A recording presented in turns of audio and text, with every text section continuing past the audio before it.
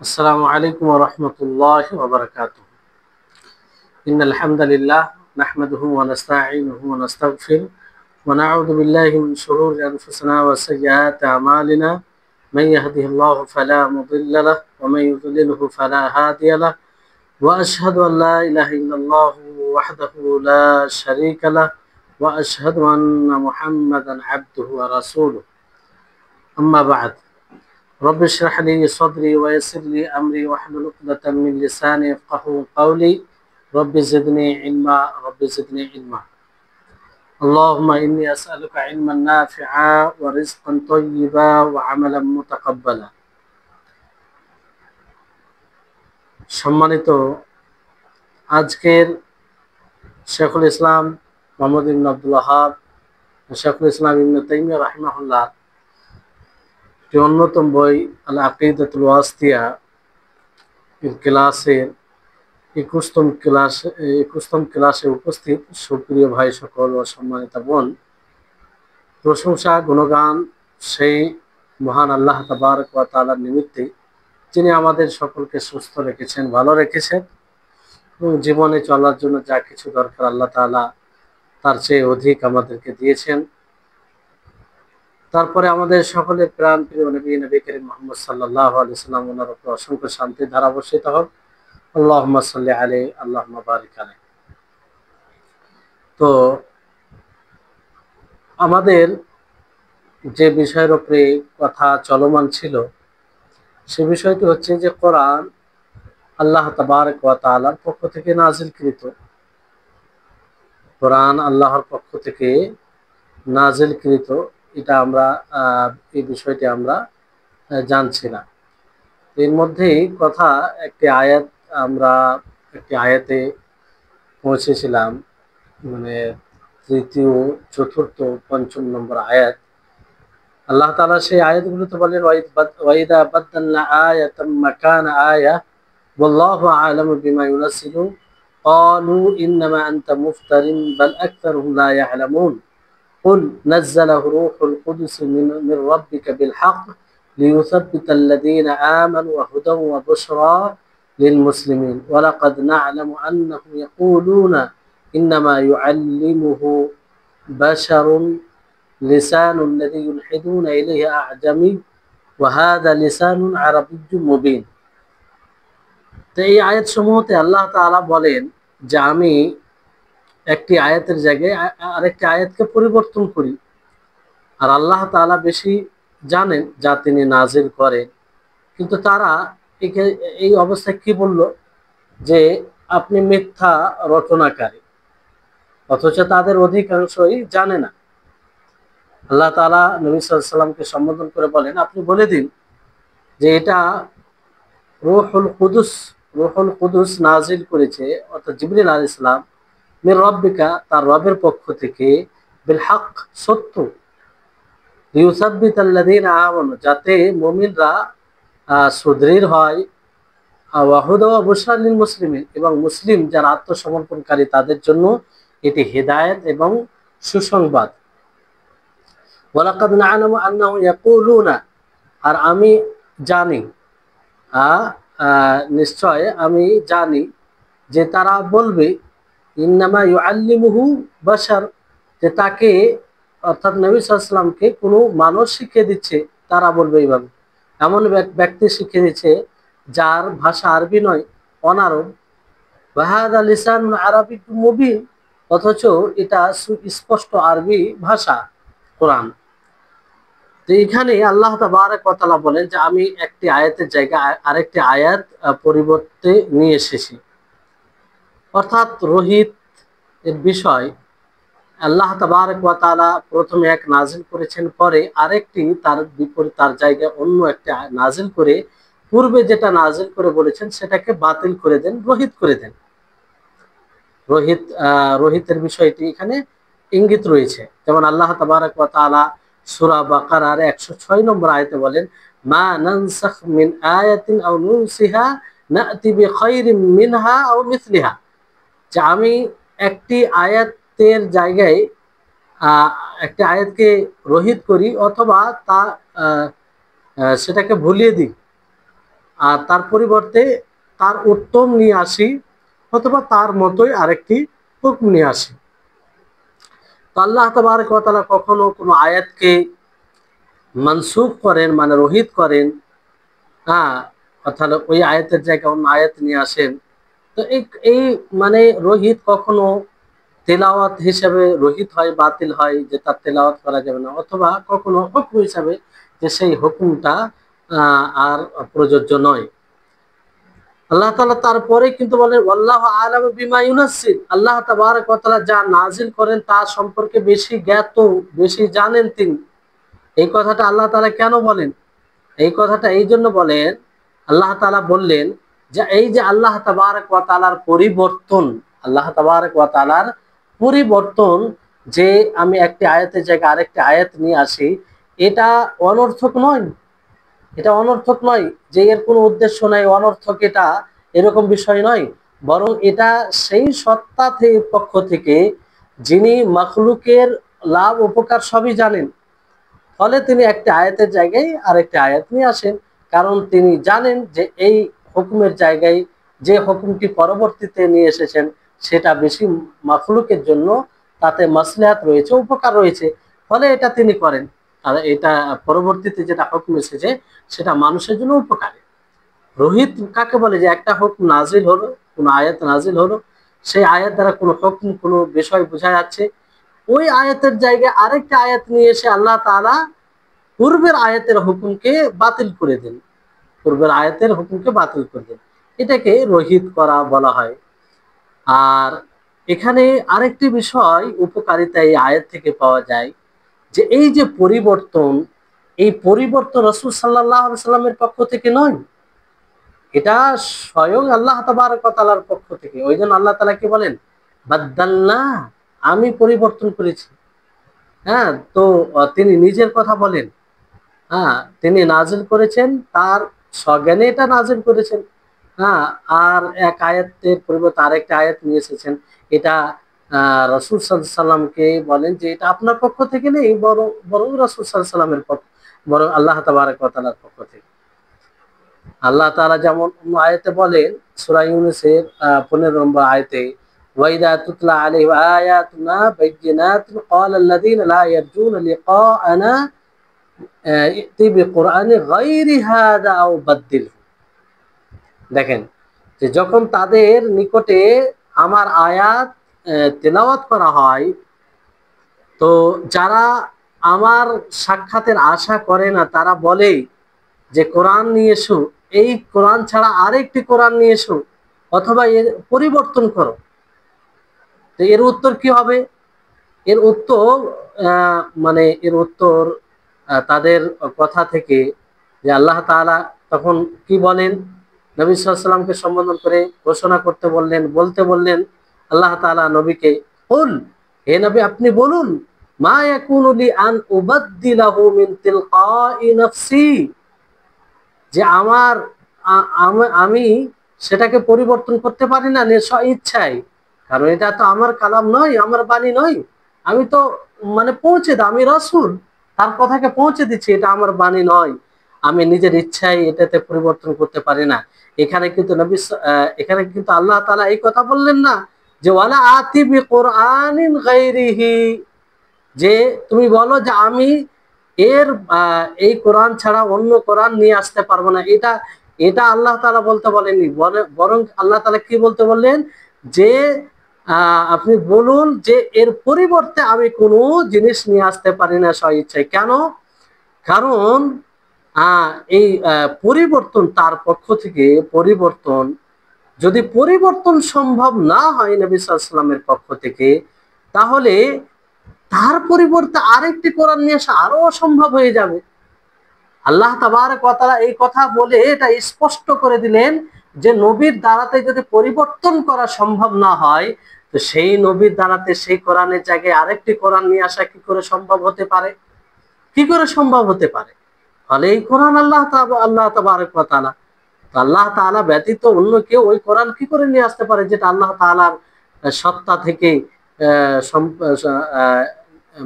বের হয়েছে। সত্তা থেকে বলতে আল্লাহ তাবারক ওয়া তাআলার গুণ। এই হচ্ছে বিষয়।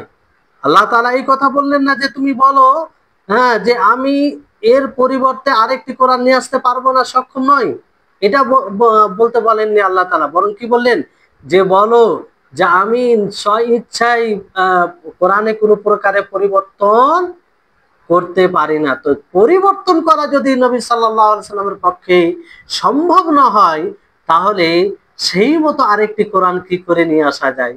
সেই মতো আরেকটি কোরআন কি করে নিয়ে আসা যায়? জি, তাহলে এটা স্পষ্ট যে আল্লাহ তাবারক ওয়া তাআলা তিনি পরিবর্তনকারী, তিনি পরিবর্তনকারী। কিন্তু তারা কি বলল যে ইন্নামা ক্বালু ইন্নামা আনতা মুফতারিন, যে আপনি তো মিথ্যা রটনাকারী, আপনি মিথ্যা রটনাকারী। তো এখানে রাসূল সাল্লাল্লাহু আলাইহি সাল্লামকে সম্বোধন করা হয়েছে, রাসূল সাল্লাল্লাহু আলাইহি সাল্লামকে বলা হয়েছে। এখানে বিষয়টি হচ্ছে যে কাযযাব, মুফতারি বলতে মিথ্যা রটনা যে করে, মিথ্যা প্রচার প্রসার করে, মিথ্যা প্রচার প্রসার করে তাকে বলে মুফতারি। এই মক্কার কাফির মুশরিকরা তাই বলতে আরম্ভ করলেন নবী সাল্লাল্লাহু আলাইহি ওয়াসাল্লামকে, আপনি তো মিথ্যা রটনাকারী। যে এই কথা তারা বলে, এটা তাদের বলা একটা নির্বোধের কথা ছিল। এটা কেন? তারা তো নিশ্চিতভাবে জানতো যে এক আয়াত থেকে আরেকটি আয়াত নিয়ে আসা, এক আয়াতের পরিবর্তে আরেকটি আয়াত নিয়ে আসা, আর এই নিয়ে আসা, এই পরিবর্তন কে করে? আল্লাহ সুবহানাহু ওয়া তাআলা। এটাই তো রাসূল সাল্লাল্লাহু আলাইহি সাল্লামের সত্যবাদিতার দলিল। কেন? কারণ হচ্ছে একজন যদি সত্যিকারে মিথ্যুক হয়, তো মিথ্যুক কখনো, মিথ্যুক সবসময় ভয় করবে যে পূর্বের কালামের পরিবর্তে, পূর্বের কথার পরিবর্তে আরেকটি কথা নিয়ে আসবে। কারণ সে ভয় করবে যে তার মিথ্যা মানে মানুষ জেনে যাবে, মিথ্যা তার প্রকাশ পেয়ে যাবে। এই ভয় করে সে কখনো পূর্বের কালাম, পূর্বের কথার পরিবর্তে আরেকটি কথা নিয়ে আসবে না। সে সেম সেম নিয়ে আসার চেষ্টা করবে, সেম সেম বলার চেষ্টা করবে, যাতে তার মিথ্যা ধরা না পড়ে, তার মিথ্যা ধরা না পড়ে।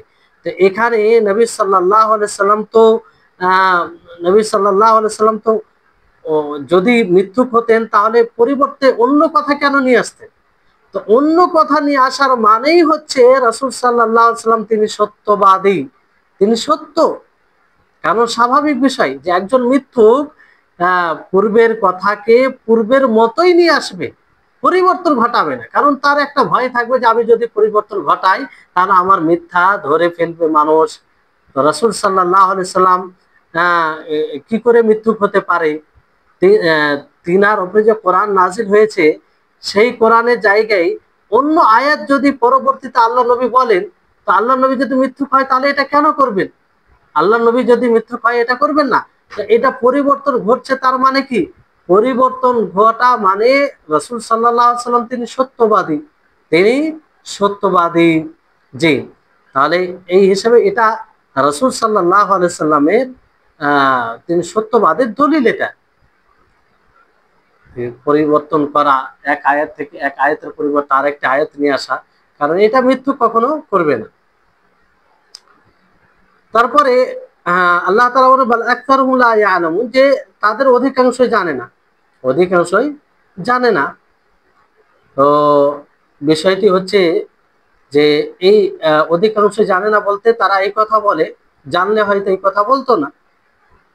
তো মূলত এই আয়াতটি রাসূল সাল্লাল্লাহু আলাইহি সাল্লামের সত্যবাদীর পরিচয়। এটা মানে দলিল, এটা দলিল। আল্লাহ তাআলার বাণী অন্য জায়গায় মানে আয়াতে রয়েছে, সে যে আয়াতগুলো বলা হলো কুল নাযালাহু রূহুল কুদুস মির রাব্বিকা বিল হক, আপনি বলুন যে জিবরিল আলাইহিস সালাম তোমার রবের পক্ষ থেকে হক নাযিল করেছে। রূহুল কুদুস বলতে জিবরিল আলাইহিস সালাম। আর এই গুণান্বিত আল্লাহ তাআলা করেছেন, কারণ জিবরিল আলাইহিস সালাম খেয়ানত খেয়ানত থেকে মুক্ত। এই জন্য রূহুল কুদুস বলেছেন, মানে পবিত্র খেয়ানত থেকে। কুদুস মানে পবিত্র। আর এই জন্য অন্য আয়াত আল্লাহ তাআলা কিভাবে বলেন ইন্নাহু লাকাউলু রাসূলিন কারীম যী কুওয়াতিন ইনদা যিল আরশি মাকিন মুতাঈন সাম্মা আমিন, যে সেটা রাসূলের কথা, হ্যাঁ, যে শক্তিশালী আরশেওয়ালার নিকটে। তো এখানে লিকাউলি রাসূলিন কারীম বলা হয়েছে। তো যাই হোক, পূর্বের আয়াতে যে কুল নাজ্জালাহু রূহুল কুদুস মির রাব্বিক বলে আল্লাহ তাবারক ওয়া তাআলা খাস রুবুবিয়তের দিকে ইজাফাত করেছেন, সম্পৃক্ত করেছে। রব্বুল আলামিন এখানে বলেননি। বিল হক বলতে এই হক, সত্য, এটা গুণ হতে পারে যে নাজিল করেছেন তারও গুণ হতে পারে, অথবা যে জিনিসটা নাজিল করা আছে কোরআন তার গুণ হতে পারে, যে নাজিল যে করেছে তিনিও হক, আর যেটা নাজিল হয়েছে সেটাও হক। তো দুটোই অর্থ নেওয়া যেতে পারে, এতে কোনো অসুবিধা নেই। অর্থাৎ কোরআনে যা এসেছে সেটা সত্য, সেটা সেটা সত্য। যেমন আল্লাহ তাআলা বলেন ওয়াবিল হাক্কি আনজালনাহু ওয়াবিল হাক্কি নাযালুন, যে হকের সাথে আমি নাজিল করেছি, আর যেটা নাজিল করেছে সেটাও হক। কোরআন হক, এবং কোরআনে যা কিছু নাজিল করা হয়েছে সেটাও হক। লিউসাব্বিতাল্লাযীনা আমানু, এখানে কারণ বলা হয়েছে যাতে মুমিনরা সুদৃঢ় হয়, মজবুত হয়, তাদের ঈমান পরিপক্ক হয়। তারপরে বলা হয়েছে যে ওয়াহুদা ওয়া বুশরা লিল মুসলিমিন, যে মুসলিমদের জন্য হেদায়েত এবং সুসংবাদ। হেদায়েত ও সুসংবাদ, এটি এমন হেদায়েত যা দ্বারা সে হেদায়েত পাবে, যা দ্বারা আলোকিত হবে, আর যেটা দ্বারা সুসংবাদ রয়েছে। সুসংবাদ বলতে কি? সুসংবাদ বলতে এটা যে যদি কেউ আমল করে আর তার নিকটে আত্মসমর্পণ করে, তো সে সৌভাগ্যশীলদের মধ্যে সফলতা অর্জনকারীদের মধ্যে এটা হচ্ছে সুসংবাদ। যেমন আল্লাহ তাআলা বলেন ফাআম্মা মান আতা ওয়াত্তাকা ওয়া সাদ্দাকা বিল হুসনা ফাসানুইয়াসসিরহু লিল ইউসরা, যে ব্যক্তি দেয়, মানে যাকাত দেয়, আরো দাওয়া তাকওয়া অবলম্বন করে, আর উত্তমের তাসদিক করে, সত্যায়ন করে, তো আল্লাহ তাআলা তার জন্য সহজটাকে আসান করে দেন, সহজ করে দেন। তো এইখানে এই আয়াত থেকে এটা স্পষ্ট হচ্ছে যে প্রত্যেকটা মানুষের উচিত হবে যখনই নিজের মধ্যে কোনো কল্যাণ দেখবে, কোনো কল্যাণের উপরে, ভালো জিনিসের উপরে সে অনড়তা দেখবে আর তার দিকে ধাবিত হবে, এরকম বিষয় দেখবে, তখন তাকে খুশি আনন্দিত হওয়া উচিত, আনন্দিত হওয়া উচিত। কারণ এটা তার জন্য সুসংবাদ। রাসূল সাল্লাল্লাহু আলাইহি সাল্লাম তিনি বলেছেন যে তোমাদের মধ্যে যেই ব্যক্তি, তোমাদের মধ্যে ব্যক্তি, যে কোনো ব্যক্তি, এমন কোনো ব্যক্তি নেই যার ঠিকানা জান্নাত লেখা হয়নি অথবা জাহান্নাম লেখা হয়নি, হয় সে জান্নাতি হবে, না হয় জাহান্নামী হবে। তো সাহাবায়ে কেরাম বললেন আফালা নাদাউল আমাল ওয়া নাত্তাকিল, আমরা কি আমল ছেড়ে দেবো না তাহলে, আর ভরসা করে ফেলবো যে আল্লাহ তাআলা জান্নাতে লিখে দিয়েছেন, তো যেটা লিখে দিয়েছেন সেটাই হবে, জাহান্নামে লিখে দিয়েছেন সেটাই হবে, তো আমরা আমল ছেড়ে দিই। তো আল্লাহ নবী করিম মুহাম্মদ সাল্লাল্লাহু আলাইহি ওয়াসাল্লাম কি বললেন যে লা নেহি, তোমরা তোমরা আমল ছাড়ো না, ইমালু, তোমরা আমল করতে থাকো, ফাকুল্লু মুয়াসসারুন লিমা খুলিকা লাহু, প্রত্যেকটা ওই জিনিস যার জন্য তোমাকে সৃষ্টি করা হয়েছে সেটা তোমার জন্য আসান, সহজ করে দাও। আর এটাই, এই জন্য দেখেন আল্লাহ তাআলা কি বলে ফাআম্মা মান আতা, যে যাকাত দেয়, তাকওয়া অবলম্বন করে, ভালো জিনিসের সত্যায়ন করে, হ্যাঁ, তার জন্য আল্লাহ তাআলা কি করে, সহজ, সহজকে আরো সহজ করে দেন। জি, এই জন্য দেখবেন যারা নামাজ পড়ে, নামাজ তাদের জন্য কত কঠিন, আর যারা নামাজ পড়ে না, যারা দূর থাকে, তাদের জন্য কত ভারী হয়ে যায়, কঠিন করে দেয় আল্লাহ তাআলা, কঠিন করে দেয়। বিশেষ করে দান, খায়রাত, সাদাকা, পরহেজগারিতা, আর ভালো জিনিসের সত্যায়ন, এটা যদি থাকে তো আল্লাহ তাআলা তার জন্য সহজ সহজ করে দেন, সহজ পথে চলা, শরীয়তের পথে চলা। আর যদি কৃপণতা করে, নিজেকে মুখাপেক্ষীহীন মনে করে, আর ভালো জিনিসের মিথ্যা প্রতিপন্ন করে, তাহলে আল্লাহ তাআলা কঠিনটা তার জন্য সহজ করে দেয়, কঠিনটা সহজ করে দেয়। এই জন্য দেখুন যারা কৃপণ, যারা মুখাপেক্ষীহীন মনে করে এবং ভালো জিনিসের কোনো সত্যায়ন করে না, তাদের জন্য হক মানাটা খুব কঠিন হয়ে যায়, খুব কঠিন হয়ে যায়, আর পাপ করাটা সহজ হয়ে যায়। এই জন্য একজনের পক্ষে কাউকে হত্যা করা অতি সহজ, সহজে কাউকে হত্যা করে দেয়, কিন্তু আরেকজনের জন্য হত্যা করা, যে এগুলো কৃপণ নয়, যে মুকাফিকিহীন মনে করে না, আর আহ, ভালো জিনিসের মিথ্যা প্রতিপন্ন করে না, তার জন্য হত্যা করা এটা সহজ বিষয় নয়, সে সহজে করতে পারে না। কারণ এটা আল্লাহ তাআলা তার জন্য কঠিন করে দেয়, কিন্তু ওই ব্যক্তির জন্য সহজ করে দেয় এই বিষয়টাকে, যারা কৃপণ, যারা মুকাফিকিহীন মনে করে আর ভালো জিনিসের মিথ্যা প্রতিপন্ন করে। তো যখনই এখানে বলা হচ্ছে, যখনই আহ দেখবেন, মানে এই কথা থেকে বোঝা যায় যে যখন আমরা দেখব যে হেদায়েতের পথে আছে, হেদায়েত আছে, কিংবা সৎ আমলের তৌফিক পাচ্ছি, আহ, আহ, ভালো মানুষের সহচর্যে থাকছি, ভালো জায়গায় থাকছি, তাহলে এখান থেকে আমাদেরকে সুসংবাদ নিয়ে নিতে হবে। সুসংবাদ নিয়ে নিতে হবে। কারণ এটা দলিল এই কথার উপরে যে সে সহজ ওয়ালাদের মধ্যে, সহজ ওয়ালাদের অন্তর্ভুক্ত। আল্লাহ তাআলা বলেছেন না, ফাসানুয়াসিরু লিল ইউসরা, আল্লাহ তাআলা তাদের জন্য সহজকে আরো সহজ করে দিবেন, যেটা হচ্ছে সাদা, সফলতা।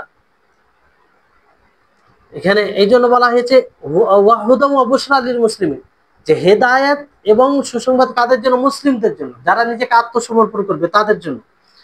তারপর আল্লাহ তাআলার বাণী, ওয়ালাকাদ না'লামু আন্নাহুম ইয়াকুলুনা ইন্নামা ইউআল্লিমুহু বাশার, যে আমি জানি যে তারা বলে যে এক এক কোনো মানুষ তাকে শিখিয়ে দিচ্ছে, অর্থাৎ নবী সাল্লাল্লাহু আলাইহি ওয়াসাল্লামের ব্যাপারে যে কালাম নাজিল হয়েছে কোরআন, সেটার ব্যাপারে তারা ধারণা, তারা বলে যে কোনো মানুষের কাছে সে শিখে নিচ্ছে যার ভাষা আরবি নয়।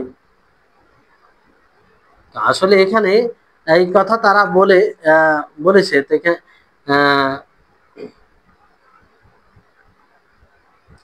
এই আয়াতের যে নাজিল হওয়ার কারণ কি? কুরাইশ তারা যখন বলতে লাগলো, কুরাইশ তারা বলল যে এই কোরআন যেটা মোহাম্মদ সাল্লাহ সাল্লাম নিয়ে এসেছে, কিংবা মোহাম্মদ সাল্লাল্লাহু আলাইহি ওয়াসাল্লামের উপরে মোহাম্মদ সাল্লাল্লাহু আলাইহি ওয়াসাল্লাম যেটা নিয়ে এসেছে, সেটা তার রবের পক্ষ থেকে নয়, তার রবের পক্ষ থেকে নয়। এটা যখন তারা বলতে আরম্ভ করলো, তারা বললো যে এটা কোনো ব্যক্তির পক্ষ থেকে, যে ব্যক্তি তাকে শিখিয়ে দেয়, আর পূর্বের এগুলো ঘটনা, কিসসা, কাহিনী, আর সেটাকেই সে বর্ণনা করে, বলে যে এটা আল্লাহর পক্ষ থেকে। আউযু বিল্লাহ, আল্লাহ তাআলা নবী সাল্লাল্লাহু আলাইহি ওয়াসাল্লাম এটা করবে, এটা কখনো নাই। তো তারা এটা দাবি করলো যে এটা মানুষের কালাম, আল্লাহ তাআলার কালাম নয়। আর আশ্চর্যজনক বিষয় যে তারা দাবি করলো এটা মানুষের কথা, মানুষের কালাম, অথচ তাদেরকে যখন বলা হলো যে সেই মতো কোরআন নিয়ে এসো, তো তারা সেই মতো কোরআন নিয়ে আসেন। সেই মতো কোরআন তো দূরের কথা, সেই মতো একটা আয়াত নিয়ে আসতে পারে। তারা দাবি করলো যে এটা কোনো আল্লাহ তাআলার কালাম নয়, বরং কোনো মানুষের কালাম, কোনো মানুষের বাণী। অথচ তাদেরকে চ্যালেঞ্জ করা হলো যে তোমরা যে মানুষের কালাম বলছো, মানুষের কথা বলছে, এটা তো এই কোরআনের মতো একটি কোরআন নিয়ে এসো, এই কোরআনের মতো 10টি আয়াত নিয়ে এসো, এই কোরআনের মতো হ্যাঁ কিছু জিনিস নিয়ে এসো। তো তারা সক্ষম হয়নি। তো এটা আশ্চর্যজনক বিষয় নয়, তারা অভিযোগ করছে, দাবিও করছে যেটা আল্লাহ তাআলার কালাম নয়, বরং মানুষের কালাম। কিন্তু তাদেরকে যখন চ্যালেঞ্জ করা হচ্ছে যে তোমরা এর মতো কোরআন নিয়ে এসো, তাহলে কোনো মানুষের হলে তো কেউ না কেউ পারবে, কেউ না কেউ পারবে ওই মতো নিয়ে আসা, ওই ধারে তো নিয়ে আসতে পারবে, কিন্তু সেটাও আনতে তারা সক্ষম হয়। তো শয়তান কিভাবে তাদেরকে গুমরাহ করে রেখেছে।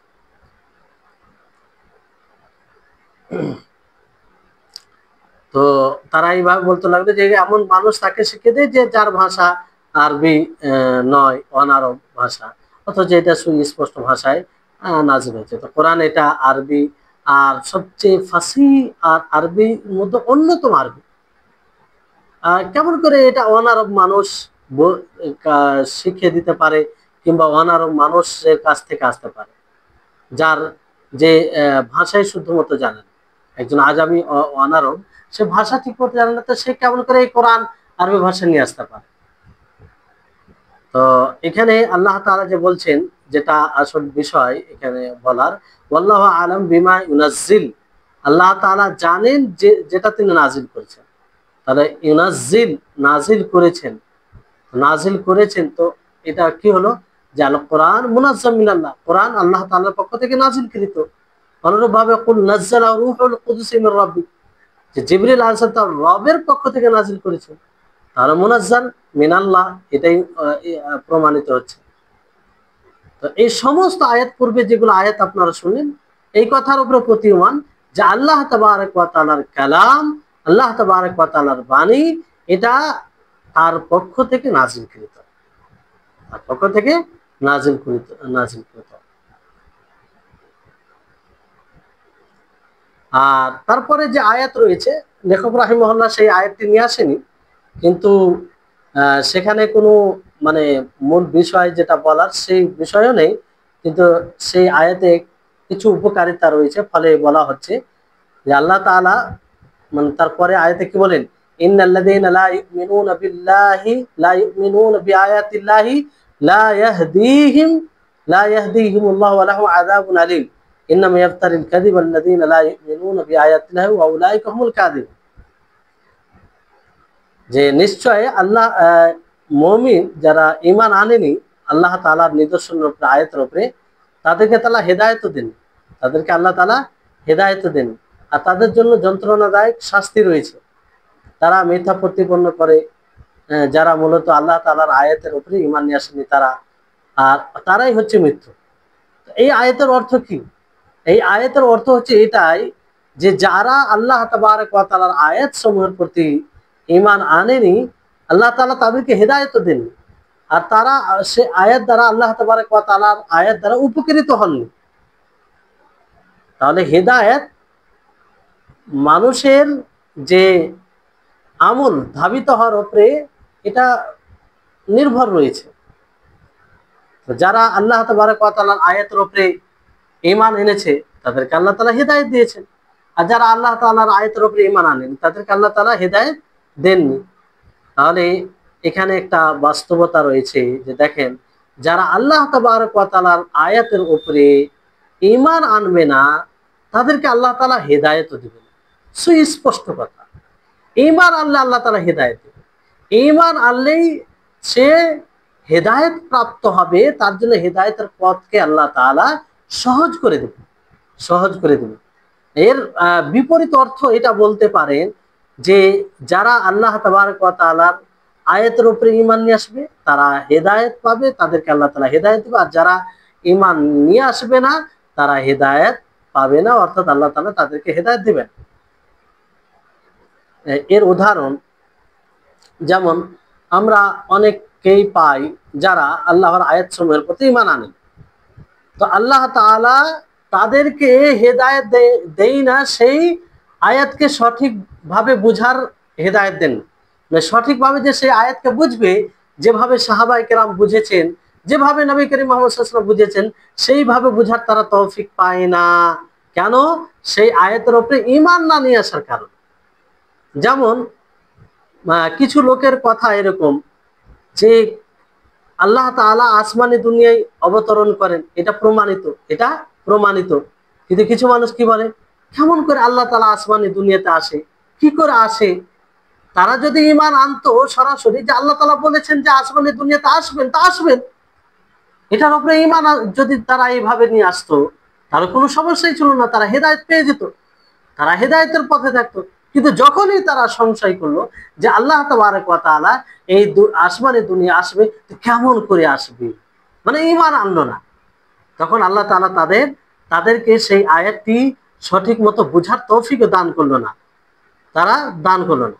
এই জন্য আমরা এইভাবে বলতে পারি যে আমিন তাহতাদ, তুমি ঈমান আনো হেদায়েত প্রাপ্ত হবে, এটা নীতিগত কথা, এটা নীতিমালা যে ঈমান আনো হেদায়েত প্রাপ্ত হবে। ঈমান যদি না নিয়ে এসো তুমি হেদায়েত পাবে না, সঠিক পথ খুঁজে পাবে না, আয়াতের আল্লাহ তাবারক ওয়া তাআলার বাণীর সঠিক অর্থ বুঝতে সক্ষম হবে না যারা ঈমান আনে। যেমন আল্লাহ তাআলা আসমানে দুনিয়ায় অবতরণ করে, কেউ যদি ঈমান আনে যে আল্লাহ তাআলা আসমানে দুনিয়ায় আসেন, এটা বাস্তব, কিন্তু কেমন করে আসেন সেটা আল্লাহ তাআলার মতো, তার সত্তার জন্য যেমনটা উপযুক্ত সেরকম ভাবে আসেন, সেরকম ভাবে আসেন। আর আল্লাহ তাবারক ওয়া তাআলার কোন জিনিস, কোন সিফাত মাখলুকের সাথে সাদৃশ্যতা আসে না, মাখলুকের সাথে সাদৃশ্যতা দেওয়া যাবে না, মাখলুকের মতো বলা যাবে না, কারণ আল্লাহ তাআলা কি নিজেই বলেন লাইসা কামিসলিহি শাই, আল্লাহ তাআলার মতো কোনো জিনিস নেই। তো ফলে যারা ঈমান আনবে তারা হেদায়েতের পথে এইভাবে থাকবে যে তারা সরাসরি বলবে যে এর উপর আমরা ঈমান আনছি, এবার আল্লাহ তাআলা কেমন করে আসেন সেটা আল্লাহু আলাম, আল্লাহ তাআলার সত্তার জন্য যেমন উপযুক্ত তেমন ভাবে তিনি আসেন। তাহলে হেদায়েতের পথেই থাকলো সে। আর যে ঈমান আনলো না, মানে বিভিন্ন রকম কথা বলতে আরম্ভ করলো যে আল্লাহ তাআলা কেমন করে নিচে আসমান আছেন, তিনি তার আরশের উপরে, কেমন করে নিচে আসমান আছেন, এইভাবে যে মানে বুদ্ধি খাটাতে লাগলো, কিংবা এরকম বেশি ভাবনা চিন্তা করতে লাগলো, সে হেদায়েতের পথ থেকে বের হয়ে যায়। যেমন ধরেন পূর্বে আপনারা শুনেছেন যে সূরা কাহফে বলা হয়েছে যে জেদারাই ইউরিদু আইয়ান কাযা ফাআকামা, যে একটি দেওয়ার পড়ে যাওয়ার উপক্রম করলো, তাকে খাড়া করে দেওয়া হলো। তো জেদার দেওয়াল কি করে চাইতে পারে, দেওয়াল কি করে উপকরণ করতে পারে? এটার উপরে যদি কেউ ঈমান নিয়ে আসে এইভাবে যে দেওয়াল সেটা উপকরণ করেছে, চেয়েছে, আর এটা কে খবর দিয়েছেন? আল্লাহ তাআলা, তার উপরে আমরা ঈমান নিয়ে আসি, তাহলে সে হেদায়েতের উপরে থাকলো, হেদায়েত প্রাপ্ত হলো এই বিষয়ে। এবার যদি কেউ বলে যে দেওয়াল কি করে চাইতে পারে, এটা কি করে সম্ভব, ঈমান আনলো না, তখন কি হবে? সে হেদায়েতের পথে এলো না। তো নীতিগত কথা হচ্ছে সব সময় মনে রাখবেন যে আমরা যদি কোরআন ও হাদিসের ওপরে ঈমান নিয়ে আসি তাহলে হেদায়েতের পথে থাকবো, নচেত হেদায়েতের পথে থাকা সম্ভব নয়। এই বিষয়টি মনে রাখতে হবে। তাহলে এটা যে আল্লাহ তাআলার আয়াতের উপরে যে ঈমান নিয়ে আসবে সে হেদায়েত প্রাপ্ত হবে, আর যে ঈমান নিয়ে আসবে না আল্লাহ তাআলা তাকে হেদায়েত দেবে না, এই জন্য কোরআন কাদের জন্য হেদায়েতের কারণ? কাদের জন্য? যারা এই কোরআনের উপরে ঈমান নিয়ে আসবে, কোরআনকে মানবে। আল্লাহ তাআলা কি বলেন? আলিফ লাম মিম যালিকাল কিতাবু লা রাইবা ফি হুদাল লিল মুত্তাকিন। মুত্তাকি যারা, তাদের জন্য হেদায়েত। মুত্তাকি বলতে কি? মুত্তাকি তখনই হবে যখন কোরআন আল্লাহ তাআলার বাণী বলে মেনে নিবে, এটা আল্লাহ তাআলার পক্ষ থেকে এটা মেনে নিবে, তখনই মুত্তাকি হবে। তাদের জন্য হেদায়েত বলা হয়েছে। আর বুশরা, সেখানে হুদা ওয়া বুশরা লিল মুসলিমিন পড়লেন, তো মুসলিমদের জন্য। জি, তাহলে এখানে এই যে আল্লাহ তাআলার কোরআন, এটা তার পক্ষ থেকে নাজিলকৃত, এটার উপরে এইভাবে ঈমান নিয়ে আসা, এইভাবে মেনে নেওয়া, এইভাবে স্পষ্ট ধারণা রাখা, এটার প্রভাব কি? এটার প্রভাব এটা পড়বে, এটা লাভ এটা যে আমরা যখন জানবো যে এই কোরআন আল্লাহ তাবারক ওয়া তাআলা, এই কোরআন আল্লাহ তাআলার কথা, তিনি এটা বলেছেন, তাহলে আমরা স্বাভাবিকভাবে আবশ্যিকভাবে এই কোরআনের তাজিম করব, এই কোরআনের সম্মান করব, এই কোরআনকে মাথার তাজ বানিয়ে রাখবো। কেন? আমাদের এখানে ভিতরে যখন এই আকীদা থাকবে, এই ধারণা থাকবে যে এই কোরআন আল্লাহ তাআলার বাণী, এই কোরআন আল্লাহ তাআলার বাণী যেটা দ্বারা তিনি কথা বলেছেন, তাহলে স্বাভাবিকভাবে আমরা এই কোরআনের তাজিম, সম্মান প্রদর্শন করব, এই কোরআনের ইহতিরাম করব। আর এই কোরআনে যা কিছু বলা হয়েছে সেটা আমরা কি করব? সেটা আমরা আমল করব, সেই অনুযায়ী আমরা জীবন যাপন করব। যা থেকে নিষেধ করা হয়েছে তা থেকে আমরা বিরত থাকব, এবং কোরআনে যা কিছু আছে সেটার আমরা সত্যায়ন করব। সেটা অতীত হোক, ভবিষ্যৎ হোক, আর বর্তমান হোক, যাই হোক না কেন, কোরআনে যদি আসে তাহলে আমরা সেটা সত্যায়ন করব, তার উপরে ঈমান আসবো। কারণ আমাদের হৃদয়ে এই ধারণা আছে, এই আকীদা আছে যে কোরআন মুনাজ্জাম মিনাল্লাহ, কোরআন আল্লাহ তাআলার কালাম, যা দ্বারা তিনি কথা বলেছেন। তাহলে এর উপরে যদি আমরা এইভাবে ঈমান নিয়ে আসি তাহলে এটার প্রভাব আমাদের জীবনে এইভাবে পড়বে। এই জন্য আল্লাহ তাবারক ওয়া তাআলার কালামকে, আল্লাহ তাবারক ওয়া তাআলার সিফাতকে বোঝা খুবই উপকার আমাদের জীবনে। যতটা বুঝবো ততটাই আমরা আল্লাহর ব্যাপারে প্রশস্ত জ্ঞান রাখবো, ততটাই আল্লাহ তাআলার উপরে আমাদের হৃদয়ে, আল্লাহ তাআলার ব্যাপারে আমাদের হৃদয়ে শ্রদ্ধা আসবে।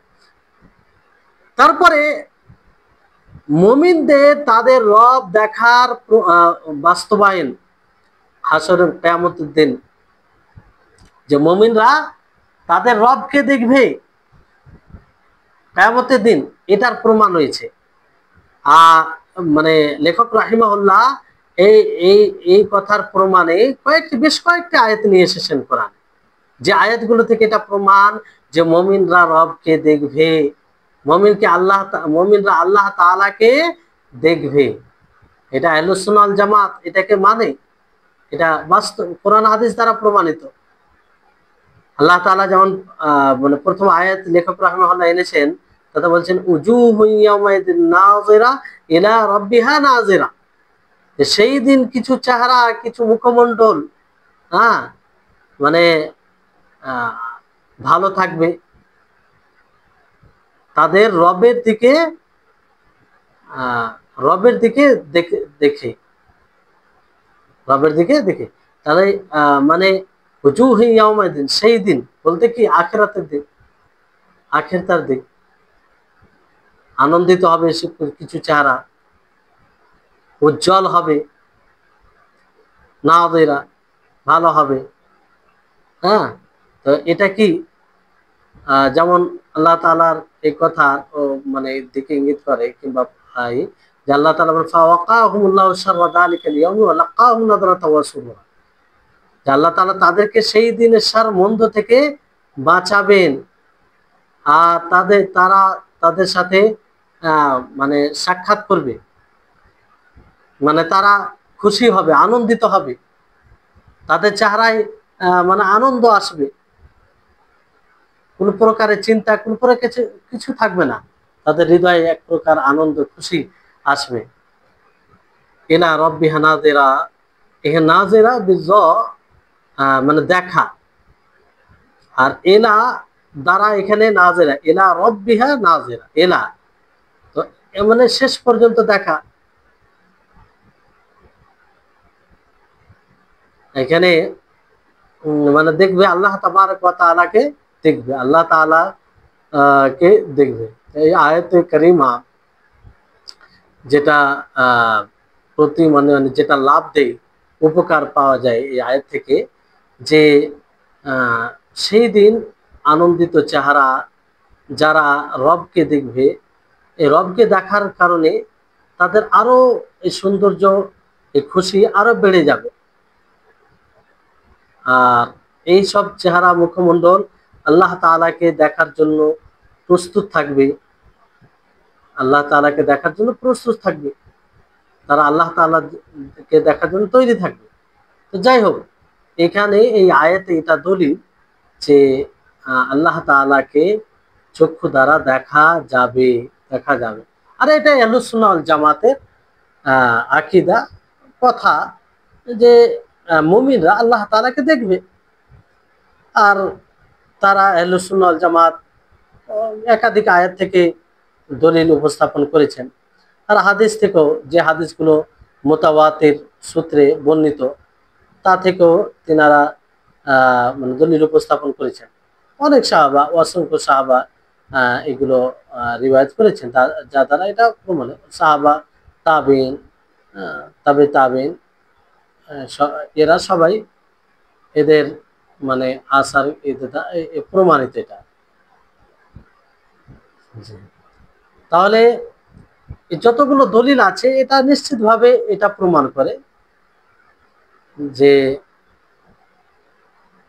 আল্লাহ তাআলাকে মুমিনরা দেখবে, আল্লাহ তাআলাকে মুমিনরা দেখবে। আহলুস সুন্নাহ ওয়াল জামাআহ তারা এটা আকীদা রাখে যে এই দেখা চক্ষু দ্বারা দেখা হবে, বাস্তব দেখা হবে, কোনো মাজাজি অর্থ নয়, বাস্তব দেখা হবে। কিন্তু এই দেখা থেকে এটা কথা আসবে না যে আল্লাহ তাআলাকে আয়ত্ত করা। যেমন আমরা কোনো জিনিসকে দেখি, কোনো কিছু জিনিসকে দেখি, সেটা নিজের আয়ত্তে থাকে, নিজের আয়ত্তে থাকে। যেমন আপনাদের সামনে বই আছে, বইকে দেখছেন, এটা আপনার আয়ত্তে রয়েছে, মানে পুরোটাকে আপনি নিজের আয়ত্ত করে নিয়েছেন আর দেখছেন। তো আল্লাহ তাবারক ওয়া তাআলাকে দেখা মানে এইরকম ভাবে আয়ত্ত করা নয়, আয়ত্ত করা উদ্দেশ্য নয়, আয়ত্ত করার উদ্দেশ্য নাই। যেমন আল্লাহ তাআলা বলেন না, লা তুদরিকুহুল আবসার, যে চক্ষু তাকে আয়ত্ত করতে পারবে না। আল্লাহ তাআলাকে দেখবে কিন্তু তাকে আয়ত্ত করতে পারবে না। অর্থাৎ দেখা, হৃদয় থেকে দেখা মানেও আয়ত্ত করা, এটা কথা আসে না। তো যেমন আমরা বলি এভাবে যে আল্লাহ তাআলাকে আমরা হৃদয় থেকে জানি, কিন্তু তার ধরন, সে কেমন, তার বাস্তবতা সম্পর্কে আমরা জানি না। আর কিয়ামত দিবসে আমরা রবকে চক্ষু দ্বারা দেখে থাকি, দেখব, কিন্তু আমাদের চক্ষু তাকে আয়ত্ত করতে পারবে না। মানে দুনিয়াতে যেভাবে কোনো জিনিস দেখে আয়ত্তে করা যায়, কিংবা আয়ত্তে দেখাটা পুরো আয়ত্তে চলে আসে, ওই রকম ভাবে নয়, ওই রকম ভাবে নয়। দ্বিতীয় আয়াত হচ্ছে আলাল আরাইকি ইয়ানজুরুন, তারা সুউচ্চ জায়গায় দেখবে। সুউচ্চ জায়গায় ইয়ানজুরুন দেখবে। আর এটা সবচেয়ে বড় নেয়ামত, আল্লাহ তাবারক ওয়া তাআলাকে দেখা, আল্লাহ তাবারক ওয়া তাআলার দিদার করা, আল্লাহ তাআলার দর্শন লাভ করা, এটা সবচেয়ে বড় নেয়ামত, সবচেয়ে বড় না। এজন্য অন্য আয়াতে কি বলা আছে, সূরা মুতাফফিফিনের 24 নম্বর আয়াতে, তারিফু ফি উজুহিম নাযরাতান নাঈম, তাদের চেহারায় মানে জানা যাবে, কিংবা দেখবেন, কিংবা চিনতে পারবেন যে খুশি আনন্দ থাকবে। তারই প্রেক্ষাপট এই আয়াতগুলো, উজুহু ইয়াওমাইযিন নাযিরা ইলা রাব্বিহা নাযিরা, অর্থাৎ তারা এমন জিনিসের দিকে দেখবে যেটা দ্বারা তারা উপকৃত হবে, উপকৃত হবে, অর্থাৎ আল্লাহ তাবারক ওয়া তাআলাকে দেখবে। আর আল্লাহ তাআলাকে দেখা, এটা কোনো আয়ত্ত করতে পারবে না, এটা কোনো বড় বিষয় নয়। যেমন জাহান্নামে যারা থাকবে, একদম নিম্নে থাকবে, তাদেরকে দেখবে জান্নাতীরা। তো জান্নাতীরা ইল্লিয়িনে থাকবে, উপরে থাকবে। আর একজন জাহান্নামী, সে নিচে থাকবে, একদম নিচে। তো সেই জান্নাতীরা তাকে দেখবে। তো এটা দেখা আখিরাতের দেখা, এটা কি করে সম্ভব? ওই দেখা আল্লাহ তাআলা শক্তি করিয়ে দিবে। তো দুনিয়াতে তো এইভাবে দেখা সম্ভব নয়, আল্লাহ তাআলা এই শক্তি করিয়ে দেবেন। যে একজন উপরে থাকবে, অথচ সে সর্বনিম্নে যে আছে জাহান্নামে, জাহান্নাম এমনি নিচে, তার নিচে মানে জাহান্নাম একদম একদম গর্তে যারা রয়েছে শেষেতে, তাদেরকে তাদেরকে দেখবে জান্নাতীরা জাহান্নামীদেরকে। তাহলে এই দেখা যদি হয়, কত দূর পর্যন্ত তারা দেখবে, চিন্তা করুন, চিন্তা করুন যে কত দূর পর্যন্ত তারা দেখবে। তাহলে জান্নাতীদের দেখা আর দুনিয়াতে মানুষদের দেখা এক নয়। জান্নাতীরা জান্নাতের মতো দেখবে, এটা আমরা কোন সময় বলতে পারি না যে আমরা যেমন ভাবে দুনিয়াতে দেখছি সেইভাবে জান্নাতে দেখবো না।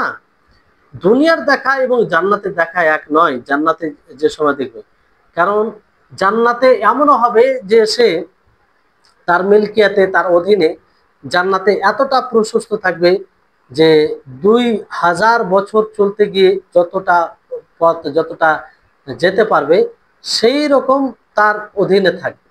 আল্লাহু আকবার। তাহলে সে যদি দুনিয়ার মতো দেখে জান্নাতে, তাহলে আল্লাহ তাআলা যে নিয়ামতগুলো জান্নাতে দিয়েছেন, সে নিয়ামত দ্বারা উপভোগ করতে, যেরকম ভাবে উপভোগ করা উচিত জান্নাতে আল্লাহ তাআলা তৈরি করে রেখেছেন, সেটা সম্ভব হবে না যদি দুনিয়ার মতো জান্নাতীরা জান্নাতে দেখে। আসলে এটা নয়, দুনিয়ার মতো দেখবে না, জান্নাতে জান্নাতের মতো দেখবে আল্লাহ তাআলা। সেই দেখা আরো প্রশস্ত করে দিবেন, যাতে উদ্দেশ্য যাতে তারা আরো আল্লাহ তাআলা নিয়ামত দ্বারা উপভোগ করতে পারে। তো আমরা জান্নাতীদের দেখা দুনিয়াতে দেখা এক করতে পারি না।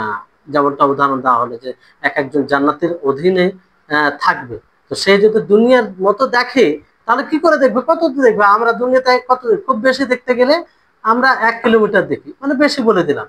তার আগে মানে অতটা চোখের পাওয়ার থাকে না যে তারপরে কি আছে না আছে আমরা বুঝতে পারবো। বড় জিনিসও বুঝতে পারি না অনেক সময়। এতটাই পাওয়ার মানে দুনিয়ার দেখা, কিন্তু জান্নাতে দেখা তা নয়, তার সাথে কোনো কল্পনা করা যায় না। দুনিয়ার দেখা মানে জান্নাতে দেখা একটা ভিন্ন, সেখানে যাতে পুরোপুরি ভাবে আল্লাহ তাআলার নিয়ামত দ্বারা উপকৃত হতে পারে এই জন্য। তো এইভাবে যেমন আয়াত আছে, কিছু আয়াতে যে আহ এক আয়াতে সূরা ওনার কোরআনে কিছু আয়াত রয়েছে এরভাবে যে ক্বালা কায়লুম মিনহুম ইন্নী কানা লি কারীন, যে একজন কে যে বলে সে বলবে তাদের মধ্যে যে আমার এক দোস্ত সাথী ছিল, ইয়াকুল সে বলবে আ ইন্নাকা লামিনাল মুসাদ্দিকিন, সে কি সত্যবাদীদের মধ্যে ছিল, আইরা মিতনা, যদি আমরা মাটি হয়ে যাই, যখন আমরা মাটি হয়ে যাব, অকুন্না তোরাবা, না মরে যে যখন আমরা মরবো তখন আমরা কি মাটি হয়ে যাব, হাড়ে পরিণত হব, তারপরে কি আমাদেরকে ফল দেওয়া হবে? তো সাথীদেরকে বলা হবে হাল আনতুম মুত্তালিউন, তোমরা কি উকি মেরে দেখবে, মানে উকি মেরে দেখা এটাকে বলা হয়। তো সেখানে উকি মেরে দেখবে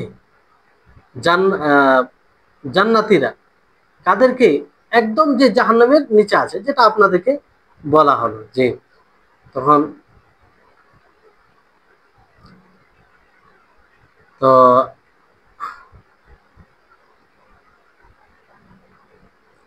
তো যাই হোক, এখান থেকে এটা স্পষ্ট হচ্ছে যে দুনিয়ার দেখা এবং জান্নাতের দেখা এক নয়। দুনিয়ার দেখা যেমন জান্নাতে দেখা এক নয়। যেমন আপনার দুনিয়াতে আযাব, শাস্তি, বিপদ আসে, তো বিপদের সম্মুখীন হয়, তো এর একটা সীমা থাকে যে মানুষ এতটাই বিপদের সম্মুখীন হতে পারে, এতটাই বিপদের সম্মুখীন হতে পারে, আর তার উপরে সে সহ্য থাকে না। কিন্তু জাহান্নামে যে বিপদ আসবে, যে কঠোর শাস্তি হবে, এর সীমা আল্লাহ তাআলা বাড়িয়ে দিবেন। মৃত্যুই হবে না সেখানে, শরীর পচে যাবে, চামড়া গলে যাবে, আবার নতুন চামড়া দেওয়া হবে তাদেরকে, আবার নতুন চামড়া দেবে, সেই চামড়ার ধরনও আলাদা থাকবে। আল্লাহ আমাদের হেফাজত করুন। তো সবকিছু সেখানকার আলাদা থাকবে। তো আমরা দুনিয়ার সাথে ওটাকে এক বলতে পারি না, কিন্তু আল্লাহ তাআলা মানে দুনিয়াতে যে যা কর্ম করবে সেই রকম তাকে বদলা দেবে। যেমন আল্লাহ তাআলা বলেন ইন্নাল্লাযীনা আজরামু কানু মিনাল্লাযীনা আমানু ইয়াদহাকুন, যে যারা মুজরিম, ক্রিমিনাল, যারা পাপী, তারা মুমিনদেরকে দেখে হাসবে। মানে মজলিসে বসে থাকবে, তারা আপোষে যখন বসে থাকবে কোন মুমিনকে দেখবে তারা হাসাহাসি করে। অথবা আয়াত আল্লাহ তাআলা আরো বলে ওয়াইযা মাররু বিহিম ইয়াতাগামাজুন, যখন তাদের থেকে অতিক্রম করে তখন তারা চোখ টিপে বিদ্রুপ করে। ওয়াইদান কালাবু ইলা আহলিহিম কালাবু ফাকিহিন, আর যখন তারা পরিবার দিকে ফিরে আসে খুব আনন্দ উল্লাসের সাথে ফিরে আসে। হ্যাঁ, এই যে তারা এত এত কথা বলে দিয়েছে, এটা এই আনন্দে থাকে। ওয়াইদা রাহু ক্বালু ইন্না হাউলাই লাদাল্লু, আর যখন তারা তাদেরকে দেখে, মুমিনদেরকে দেখে, তারা বলে যে এরাই পথভ্রষ্ট। দুনিয়াতে এরা এরকম ভাবে বলে, হাসাহাসি করে, আনন্দ নেই। হ্যাঁ, তারপরে বলে এরাই পথভ্রষ্ট। ফলে এর পরিবর্তে আল্লাহ তাআলা কি বলবেন? হাসর মাঠে পরকালের ব্যাপারে কি বলেন? ফালইয়াউমাল্লাযীনা আমানু মিনাল কুফফারি ইয়াদহাকুন, আজ যারা ঈমান মুমিন হবে তারা কুফফারকে দেখে হাসবে, কাফেরকে দেখে হাসবে। কারণ দুনিয়াতে তারা হাসতো, আলাল আরাইকি ইয়ানদুরুন, সুউচ্চ জায়গায় তারা দেখবে, আর হাসবে। তাহলে এটা হচ্ছে আল্লাহ তাআলার আদল, আল্লাহ তাআলার ইনসাফ, যে যেমন তারা মুমিনদের জন্য দুনিয়াকে সংকীর্ণ করেছিল, আর তারা খুশি হয়েছিল সেটাকে, দুনিয়াকে সংকীর্ণ করে তাদেরকে বিভিন্ন ভাবে কষ্ট দিয়েছিল, সেরকম ভাবে আখিরাতে সেই পরিবর্তে কষ্ট দিবে। কিন্তু দুনিয়াতে যেভাবে তারা মুমিনদেরকে কষ্ট দেয় কাফেরেরা, তার পরিবর্তে যে আল্লাহ তাআলা তাদেরকে আখিরাতে কষ্ট দিবেন, সেটার কষ্টের সাথে তুলনাই করা যায় না, সেটার কষ্টের সাথে কোনো তুলনাই করা যায় না। তো এই হচ্ছে বিষয়। তারপর আরেকটা আয়াত রয়েছে, আল্লাহ তাআলা বলেন যে লিল্লাযীনা আহসানুল হুসনা ওয়া জিয়াদা, যে তাদের জন্য যারা ভালো কাজ করলো আর ইহসান করলো, তাদের জন্য মানে যারা ইহসান করে তাদের জন্য ভালো রয়েছে, আর আরো অতিরিক্ত রয়েছে, জিয়াদা, আরো অতিরিক্ত। হোসনা বলতে জান্নাত, তাদের জন্য জান্নাত রয়েছে এবং জান্নাতের চেয়ে আরো অতিরিক্ত বিষয় রয়েছে। তো জিয়াদা বলতে এখানে ব্যাখ্যাকারীগণ ব্যাখ্যা করেছেন যে আল্লাহ তাআলার দিদার, আল্লাহ তাআলা দর্শন, যে আল্লাহ তাআলাকে দেখবে। এটার ব্যাখ্যা অধিকাংশ মুফাসসিরিনগণ, ব্যাখ্যাকারীগণ করেছেন। তাহলে এই আয়াতেও এই কথার উপরে প্রতীয়মান যে আল্লাহ তাআলাকে জান্নাতীরা দেখবে, আল্লাহ তাআলাকে জান্নাতীরা দেখবে। আর রাসূল সাল্লাল্লাহু আলাইহি ওয়াসাল্লাম এর ব্যাখ্যা করেন, রাসূল সাল্লাল্লাহু আলাইহি ওয়াসাল্লাম এর ব্যাখ্যা করেন যে জিয়াদা বলতে এখানে আল্লাহ তাআলা দিদার করা, আল্লাহ তাআলাকে দেখা, যিনি সবচেয়ে বেশি আল্লাহ তাআলার কালামকে বুঝতেন, আল্লাহ তাআলার বাণীকে বুঝতেন, কারণ তার উপরে ওহী নাজিল হয়েছে, এতে কোনো সন্দেহ নেই। তো এখানে বিষয়টি হচ্ছে যে এখানে জিয়াদা, যে মানে জিয়াদা কেন বলা হলো, মানে জিয়াদা জান্নাতের নিয়ামতের উপরে আল্লাহ তাআলার দিদার, আল্লাহ তাআলার দর্শন, এটা জান্নাতের উপরে অতিরিক্ত। কারণ জান্নাতে যতগুলো নিয়ামত রয়েছে, সমস্ত নিয়ামত জান্নাতের নিয়ামতের মধ্যেই রয়েছে, জান্নাতের মধ্যে। আর সেগুলো শারীরিক, তার গঠন আছে, তার আকার রয়েছে, এরকম নিয়ামত রয়েছে। যেমন আপনার নদী, ফল, বিভিন্ন রকমের ফল ফ্রুট, তারপরে স্ত্রী, তারপরে এরকম। আর এগুলো সব মানে হৃদয়ের খুশি। কিন্তু আল্লাহ তাবারক ওয়া তাআলাকে দেখা, আল্লাহ তাবারক ওয়া তাআলার দর্শন করা, এটা হচ্ছে হৃদয়ের নিয়ামত, যেটা শুধুমাত্র জান্নাতীরা দেখবে।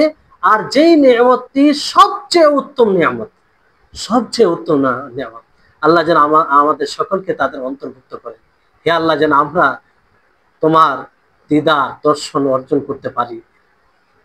তো এটা জান্নাতের সবচেয়ে বড় নিয়ামত, সবচেয়ে বড় নিয়ামত। তো এই হচ্ছে, তো এখানে জিয়াদা বলতে আল্লাহ তাআলার দিদার করা। জি, তারপর আরো চতুর্থ আয়াতে ওই এটা প্রমাণিত হয় যে জান্নাতীরা আল্লাহ তাআলাকে দেখবে, যে লাহুম মা ইয়াশাউন ফিহা, তাদের জন্য সেটাই হবে যেটা তারা সেখানে চাইবে, জান্নাতে যেটা চাইবে সেটাই হবে। ওয়ালাদাইনা মাজিদ, আর আমাদের নিকটে আরো মানে অতিরিক্ত রয়েছে, মানে জান্নাতে যেটা চাইবে সেটাই হবে, যেটা চাইবে সেটাই হবে, সবকিছুর হবে, আপনি যেটা চাইবেন সেটাই হবে। আল্লাহু আকবার। সেই জান্নাত, সেই জান্নাতের কখনো আমরা কল্পনা করতে পারি না। সেই জান্নাত এতটাই নিয়ামতের জায়গা যে এশ আরাম মেয়ের কোনো ত্রুটি নেই, কোনো ত্রুটি নেই। দুনিয়াতে যতই আমরা সুউচ্চ মানের এশ আরাম দেখি না কেন, সেটা জান্নাতের কোনো কাছাকাছি তো দূরে কথা, ভাবনাই করা যাবে। তো সেই জান্নাতের কথা আমরা স্মরণে রাখতে পারি না, বড় দুর্ভাগ্যের বিষয়। যে সামান্য দুনিয়াতে সাময়িক এনজয়ের কারণে, সাময়িক লাভ উপভোগের কারণে, সাময়িক ভালো লাগার কারণে আমরা সেই স্থায়ী নিয়ামত, যে নিয়ামতের কোনো কল্পনা করতে পারি না, সেই নিয়ামতকে ভুলে গিয়ে সেটাকে উপেক্ষা করে আমরা দুনিয়ার ক্ষণস্থায়ী, যেটাতে অনেক ত্রুটি রয়েছে, সেটাকে আমরা প্রাধান্য দিই। আল্লাহ তাআলা আমাদের সকলকে যেন সঠিক বুঝ দান করে। আমরা যেন সবসময় জান্নাতের কথাকে স্মরণে রেখে যেন জান্নাতে আমল করি এবং জাহান্নামে আমল থেকে বিরত থাকি। তাহলে জান্নাতে সবকিছু রয়েছে। যেমন অন্য আয়াতে আল্লাহ তাআলা বলেন যে ওয়াফিহা মা তাশতাহিহিল আনফুস ওয়া তালাদ্দুল আয়ুন ওয়া আনতুম ফিহা খালিদুন, যে সেখানে সেই জান্নাতে যেটা নফস চাইবে এবং নয়ন তৃপ্ত পাবে, মানে শীতল হবে, উপভোগ করবে, সেটাই সেখানে পাবে। আর সেখানে তোমরা চিরস্থায়ী থাকবে। এই হচ্ছে জান্নাত, এই হচ্ছে জান্নাত। এমনকি জান্নাতে যেটা চাইবে সেটাই বাস্তবায়ন। এমন কোনো জিনিস নেই যে বান্দা চাইবে আর সেটা পাবে না। জান্নাতে যেটা চাইবে সেটা চাইবে। যদি কেউ মানে ছেলে চায়, আল্লাহ তাআলা ছেলেও দেবেন। মানে যেটা চাইবেন সেটাই তাদের জন্য হবে। কিন্তু জান্নাতে সেটা কিভাবে হবে সেটা আল্লাহ তাআলা জানেন, জান্নাতে যে জান্নাতীরা দেখবে। তাই হচ্ছে বিষয়, ওয়ালাদাইনা মাজিদ, মানে মানে তারা যেটা চাইবে সেটার চেয়ে অতিরিক্ত থাকবে। অর্থাৎ মানুষ যে কোনো জিনিস চাইবে, যখন চাইবে তখন সেটা দেওয়া হবে, আর অতিরিক্ত দেওয়া হবে, অতিরিক্ত দেওয়া হবে। যেমন বিশুদ্ধ হাদিসে প্রমাণিত রয়েছে যে যে সর্বশেষে জান্নাতে প্রবেশ করবে তাকে আল্লাহ তাআলা নেয়ামত দিবেন, নেয়ামত দিবেন। আর তাকে বলা হবে যে তুমি কি সন্তুষ্ট হয়েছো, লাকা মানে এই জান্নাতে সন্তুষ্ট। তাকে বলা হবে যে সন্তুষ্ট হয়েছে, সে বলবে না যথেষ্ট সন্তুষ্ট, নেয়ামতই নেয়ামত সে দেখবে। তারপর আল্লাহ তাআলা বলবে যে এর মতো আরো 10 গুণ তোমাকে দেওয়া হবে, তার চেয়ে বেশি। চিন্তা করুন সেই জান্নাত কেমন হবে। আর অনেকেই এই মাজিদে তাফসীর করেছেন, বেশিরভাগ উলামায়ে কেরাম, যে সেটা আল্লাহ তাবারক ওয়া তাআলা দিদার, আল্লাহ তাবারক ওয়া তাআলাকে দেখা, আল্লাহ তাআলাকে দেখা। তাহলে এই সমস্ত আয়াত, যে সমস্ত আয়াত কে লেখক রাহিমাহুল্লাহ এখানে নিয়ে এসেছেন, সমস্ত আয়াত এই কথার উপরে প্রতীয়মান যে আহ, জান্নাতীরা, মুমিনরা আল্লাহ তাআলাকে দেখবে, আল্লাহ তাআলাকে দেখবে।